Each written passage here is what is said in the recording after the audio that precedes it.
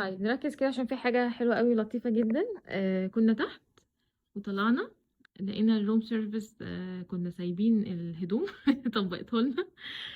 والسرير كان بالمنظر ده، مش عارفة هما بيكوا اللحاف ولا ايه. المهم ان انا كل ما اطلع الغرفة وطبعا اكون سايبة هدوم عشان مستعجلة، اطلع الاقيها متطبقة.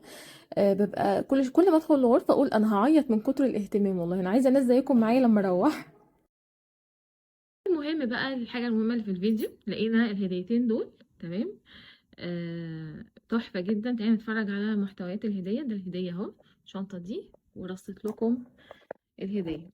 يعني كمية منتجات رهيبة جدا جدا، ورسالة من مستر ماجنس. ده غسول. والحاجات دي اصلا مش عندنا في مصر، فانا مش عارفاها كلها لسه. يعني الحاجات دي اصلا والويلنس. تمام.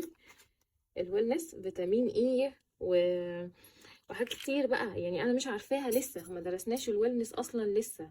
تمام. وبس دي رسالة بقى من مستر ماجنس، يوضح لنا قد ايه ان هو مبسوط ان احنا اجتمعنا هنا تاني في جولد كونفرنس بعد 3 سنين بسبب. مبسوطة جدا اهو، واسمه، وده الفيو وليس آخرا. تاني وتالت ورابع وليس آخرا. ده كنا لسه في البسين دلوقتي تحت حالا، فعشان بيحضروا لنا بقى الويلكم بارتي على الشاطئ. فطلعوا بقى الناس كلها، نحاول ان احنا بقى نلبس دلوقتي عشان ننزل الويلكم بارتي. انتظرونا.